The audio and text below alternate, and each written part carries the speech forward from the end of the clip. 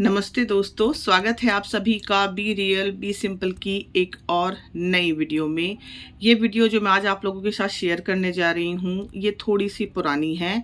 मैंने 3 वीडियो नवरात्रि के एक हफ्ते पहले लगातार शूट की थी। ये उन्हीं में से एक वीडियो है। अभी फ़िलहाल मेरी तबीयत कुछ ठीक नहीं है, इसलिए मैं कुछ भी शूट नहीं कर पा रही हूँ। इसीलिए मेरे पास ये 3 वीडियो जो स्टॉक में थी इनको मैं एक एक करके आप लोगों के साथ शेयर करने जा रही हूँ। पहली वीडियो ये है और उसके बाद आने वाली 2 वीडियो भी इसी दौरान की वीडियो होंगी। आई होप आपको अच्छी लगेगी और आपको इसमें से कोई जानकारी भी मिलेगी। तो चलिए इस वीडियो को शुरू करते हैं। ये वीडियो मैंने शुरू की थी सुबह सुबह से। अभी बस मैं उठी हूँ और उस दौरान मेरी बेटी की छुट्टी थी, क्योंकि नया सेशन शुरू होने से पहले करीब एक हफ्ते की छुट्टी रहती है। ये उसी दौरान का वीडियो है। तो सुबह उठ के सबसे पहले मैं अपना गर्म पानी शहद के साथ ले रही हूँ, और ये मैं हमेशा से ही लेती आई हूँ। करीब करीब जहाँ तक मुझे याद है मुझे 20 साल से भी ज़्यादा हो चुके हैं ये लेते हुए। और ये कोई वेट लॉस के लिए या किसी पर्टिकुलर रीज़न के लिए मैं नहीं लेती हूँ। बस हाँ, सुबह गर्म पानी पीना मुझे अच्छा लगता है। बहुत ज़्यादा अगर ठंडी है तो तेज़ गर्म पानी, और अभी जैसे कि थोड़ा कम ठंडा मौसम था तो मैंने हल्का सा गुनगुना पानी लिया हुआ है। मैंने फुल स्लीव्स के कपड़े पहने हुए हैं, आपने देखा है, क्योंकि नवरात्रि से पहले जैसे मैंने बताया करीब एक हफ्ता पहले थोड़ा सा ठंडा माहौल रहता था, मतलब मौसम ठंडा रहता था खासकर सुबह के टाइम। तो इसीलिए मैंने फुल स्लीव के कपड़े पहने हुए हैं। ये कॉटन की शर्ट है जो मुझे बहुत अच्छी लगती है, तो इसलिए इसको मैं अक्सर पहनती ही रहती थी। हाँ, फ़िलहाल तो मैं इसको रख चुकी हूँ, क्योंकि अब तो खैर गर्मियाँ पूरे अपने रंग दिखाना शुरू कर चुकी है।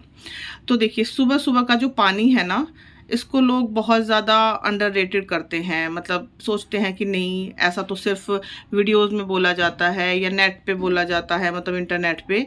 ऐसा कुछ नहीं होता। लेकिन जो लोग सुबह का पानी पीते हैं और जो नहीं पीते, आप उन दोनों से ही पूछ के देख लीजिएगा कि उनकी सेहत में ज़मीन आसमान का अंतर मिलेगा। आपको मेरा वज़न ज़रूर ज़्यादा लग सकता है, जैसे मैंने बताया शुरू में ही कि मैं ये शहद और पानी वेट को कम करने के लिए नहीं पीती। अगर वेट कम करने के लिए ही पीती तो कब की मैं पतली हो चुकी होती। बस ये मेरी आदत है और इसके बिना मेरी सुबह की शुरुआत नहीं होती। गर्म पानी पीना बिल्कुल बिल्कुल ज़रूरी है आपके पाचन तंत्र के लिए, आपके पूरे शरीर के लिए। ये बड़ा सा गिलास भर के सुबह गर्म पानी का पी लो ना, तो आप रिचार्ज हो जाते हो। और आप देख रहे हो पानी में से भाप उठ रही है। तो मैंने काफ़ी गर्म पानी लिया था, मतलब इतना गर्म जितना मैं सहन कर सकूं। जनवरी में या दिसंबर में तो मैं इससे भी ज़्यादा गर्म पानी पीती हूँ, जिसको चाय की तरह एक एक घूंट करके आप पी सकते हैं। ये सिर्फ आपके पाचन तंत्र के लिए ही नहीं, आपकी स्किन के लिए, आपके हेयर के लिए, आपकी ओवरऑल बॉडी के लिए बहुत ही फ़ायदा करता है। आप भी प्लीज़ ट्राई ज़रूर कीजिए। अगर गर्म पानी नहीं पीते हैं तो सादा ही पानी पीजिए, लेकिन सुबह के टाइम पानी ज़रूर पीना शुरू कीजिए। अच्छा, उसके बाद मैंने अपने हस्बैंड से वीडियो कॉल की थी, क्योंकि वो यहाँ पे थे नहीं। उसके करीब 3 दिन बाद वो आए थे। तो सुबह सुबह उनसे वीडियो कॉल करके फिर मैं लग गई थी अपने काम पे। तो आज मैं बना रही हूँ अपने लिए एक ड्रिंक, और ये ड्रिंक मैंने अभी करीब 15 या 16 अप्रैल को ही बनानी बस बंद की है। तब तक मैंने बना के पी है। इसको मैंने दिसंबर के मिडिल से बनाना शुरू किया था। आप इसको एक डिटॉक्स ड्रिंक बोल सकते हैं, या आप इसको एनर्जी ड्रिंक बोल सकते हैं, जो भी आप बोलना चाहें। लेकिन मुझे ये ड्रिंक बहुत ही पसंद है। बहुत फ़ायदा करते हैं आपके शरीर में। इसके लिए मैंने लिया है आंवला, आपने देखा, चुकंदर और गाजर, अदरक का टुकड़ा मैंने लिया है। तो इन सबको अच्छे से धो के छोटे छोटे पीसेस में कट करके मैंने मिक्सी के छोटे वाले जार में डाल दिया है, जिसमें आप ज़्यादातर मसाला पीसते हैं। तो इन सबको हमें पीसना है। इसके साथ ही हमें इसमें थोड़े से मसाले भी मिलाने हैं। सिंपल अगर आप इसको पीसेंगे तो हो सकता है आपको स्वाद ना आए और आप एक बार ही पीकर इसको छोड़ दो। तो इसमें बिल्कुल बेसिक से मसाले मिलाए जाते हैं। मैंने पहले भी अपनी वीडियो में शेयर किया है इस ड्रिंक को, आप लोगों ने शायद वो वीडियो देखी हो। मैं डिस्क्रिप्शन बॉक्स में लिंक दे दूंगी उस वीडियो का। तो यहाँ पे मैंने डाला है बिल्कुल 1/4 चम्मच के करीब जीरा, और बिल्कुल 1/4 चम्मच के करीब ही नमक। आधा चम्मच मैंने इसमें डाली है देसी खांड। थोड़ा सा मैंने इसमें सूखा हुआ पुदीना मिलाया है क्योंकि फ्रेश पुदीना मेरे पास था नहीं। और ये देखिए चुकंदर काटने की वजह से मेरे हाथ भी पूरे लाल हो चुके हैं। अच्छा, मैंने इसमें देसी खांड डाली है क्योंकि मेरे पास गुड़ अवेलेबल नहीं था उस टाइम पे। अगर आपके पास गुड़ हो तो आप छोटा सा टुकड़ा गुड़ का ज़रूर डालिए इसमें, फिर आपको खांड डालने की ज़रूरत नहीं पड़ेगी।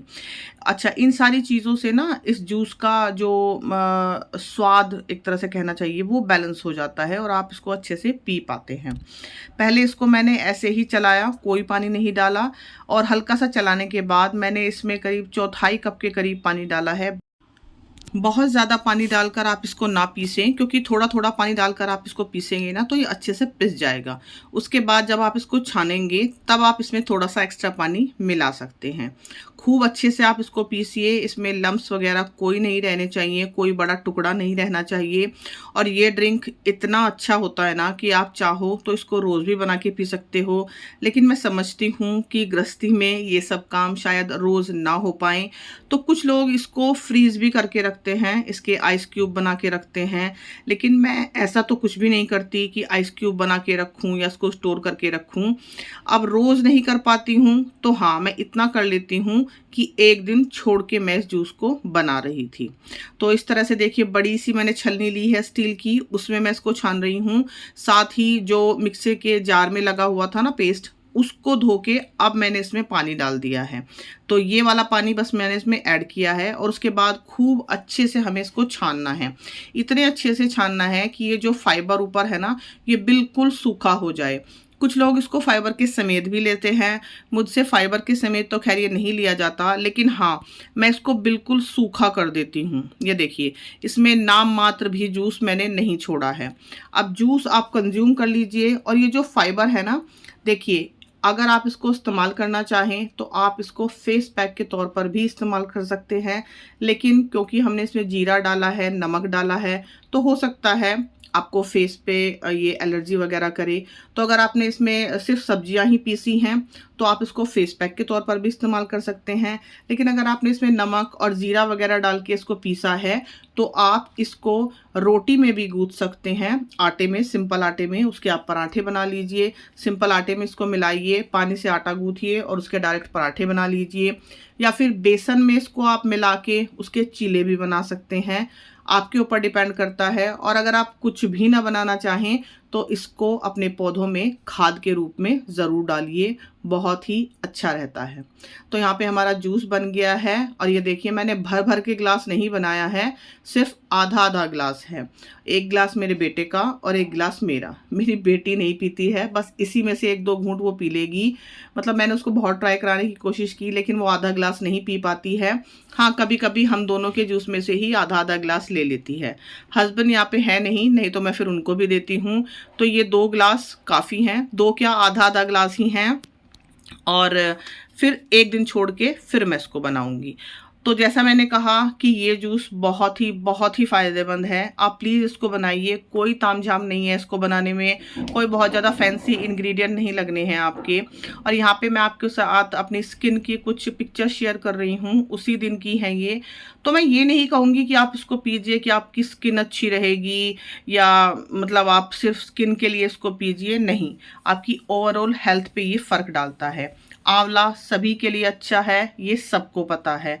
गाजर, चुकंदर, ये सारी ही चीज़ें हमारी स्किन के लिए, हमारी हेल्थ के लिए कितनी अच्छी हैं ये सबको पता है।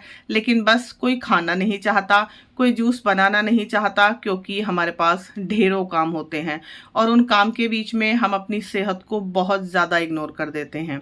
तो जैसे मैंने कहा कि डेली नहीं बना सकते तो एक दिन छोड़ के बना लीजिए, एक दिन छोड़ के भी नहीं बना सकते तो एटलीस्ट हफ्ते में 2 बार बना लीजिए।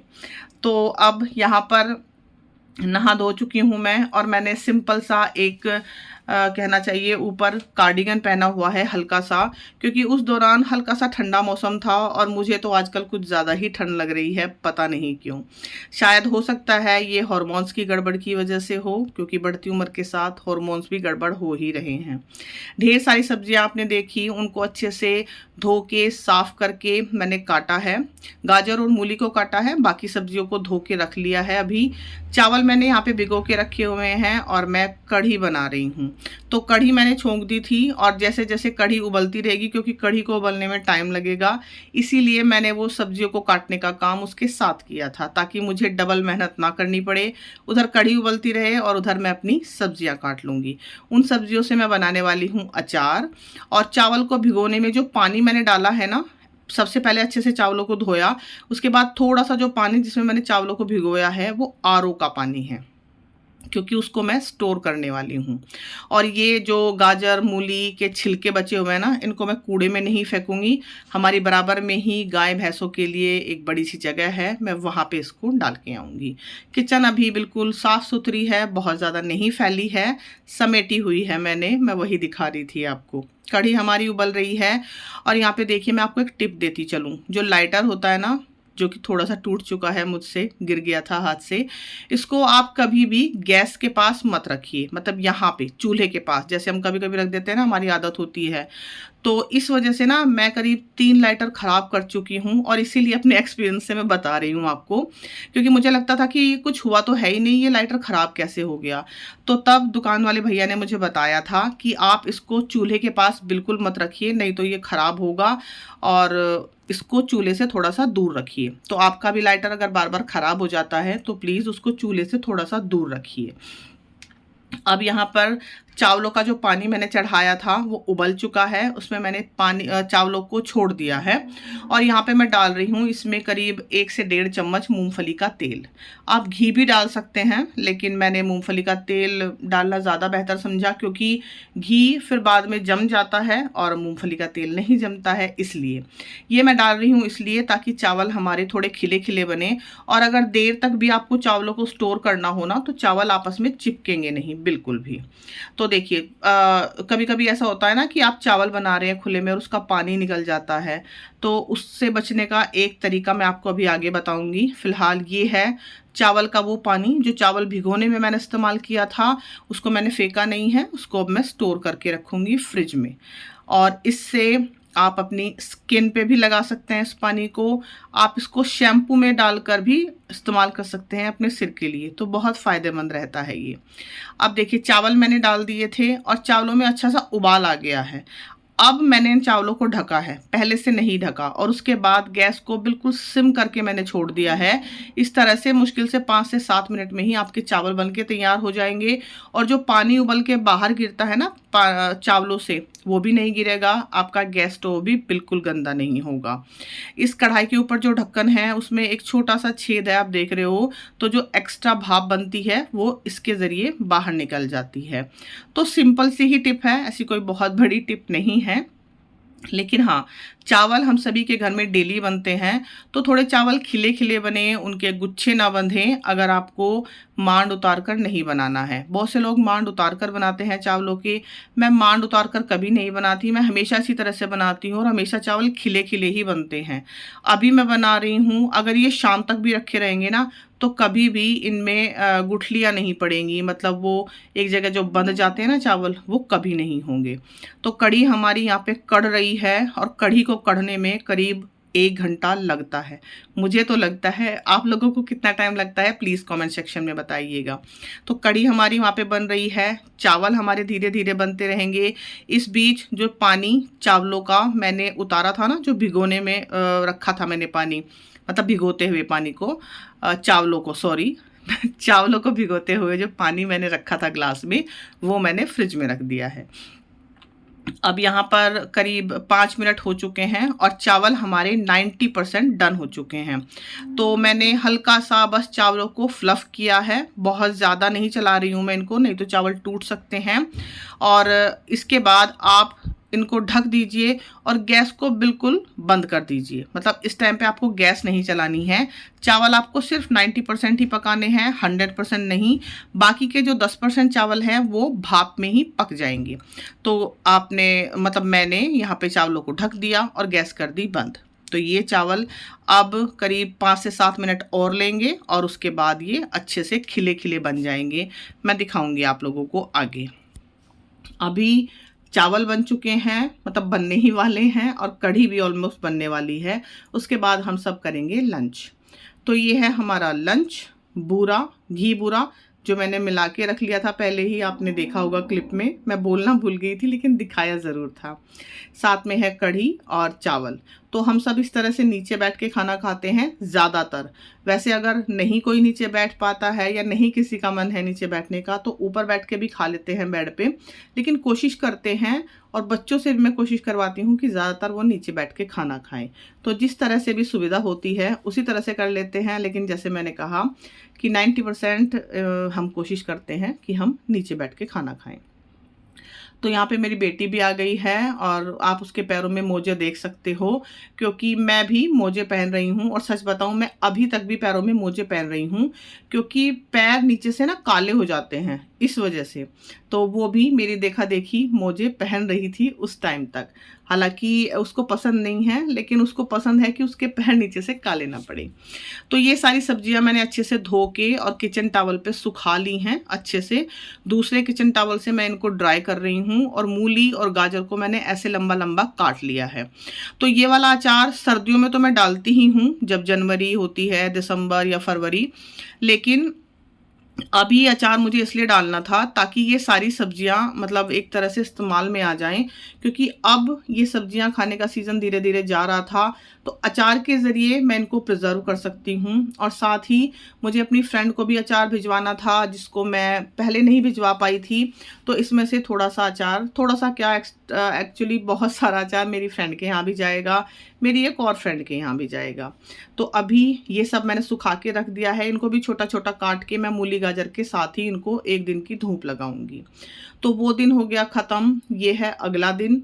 जो चावल मैंने बनाए थे ना, वो थोड़े से एक्स्ट्रा बच गए थे, तो इनको घी, जीरे से और हल्का सा नमक और एक चुटकी हल्दी के साथ मैंने फ्राई कर लिया है। इनको हम चाय के साथ खाने वाले हैं, क्योंकि हमें उस दिन सुबह सुबह कहीं जाना था। मैं, मेरी बेटी और मेरा बेटा, हम तीनों ही गए थे। तो सुबह सुबह ही हम निकले थे घर से, इसलिए मौसम इस तरह से था। और फिलहाल हम लोग बस में हैं। हम लोग दिल्ली में रहते हैं और हम आज़ादपुर बाईपास के आसपास से गुजर रहे थे।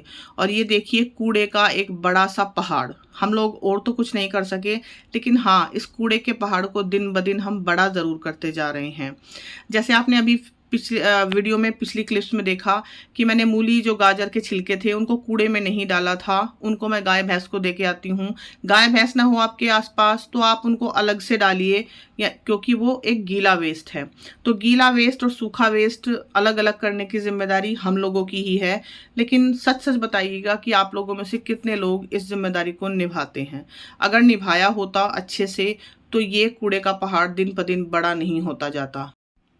घर पर गीला कूड़ा और सूखा कूड़ा अलग करना बहुत ही आसान होता है। आप 2 डस्टबिन रख सकते हैं, और जब वो कूड़ा इस तरह के बायो प्लांट्स में जाता है या इस तरह की लैंडफिल्स में जाता है, तब उसको अलग करना कितना मुश्किल हो सकता है, आप लोग अंदाज़ा लगा सकते हो। सफाई कर्मचारी किन हालातों में उस काम को करते होंगे, आप उसका भी अंदाज़ा लगा सकते हो। तो अपने कूड़े को अच्छी तरह से, माइंडफुल तरीके से अलग अलग करना, ये हम लोगों की जिम्मेदारी है। और प्लीज़ अपनी जिम्मेदारी को अच्छी तरीके से निभाइए, नहीं तो ये कूड़े के पहाड़ इस तरह ही दिन पर दिन बड़े होते जाएंगे और हमारे बच्चों के लिए कुछ नहीं बचेगा। न साफ़ हवा, न साफ़ पानी, बस बच जाएंगे तो ये कूड़े के पहाड़ जो दिल्ली की शान बढ़ा रहे हैं। तो चलिए, इसी नोट के साथ, इसी पॉजिटिव नोट के साथ मैं इस वीडियो का एंड करती हूँ। उम्मीद करती हूँ कि आप लोगों को ये वीडियो पसंद आई होगी। अगर पसंद आई हो तो प्लीज़ मेरे चैनल को सब्सक्राइब ज़रूर कीजिएगा। Thank you so much for watching. चलती हूँ, दोबारा मिलूँगी एक नई वीडियो के साथ। बाकी इस समस्या के बारे में आप लोगों के क्या विचार हैं, मुझे कमेंट सेक्शन में ज़रूर बताइएगा। मुझे इंतज़ार रहेगा आप लोगों के कमेंट का।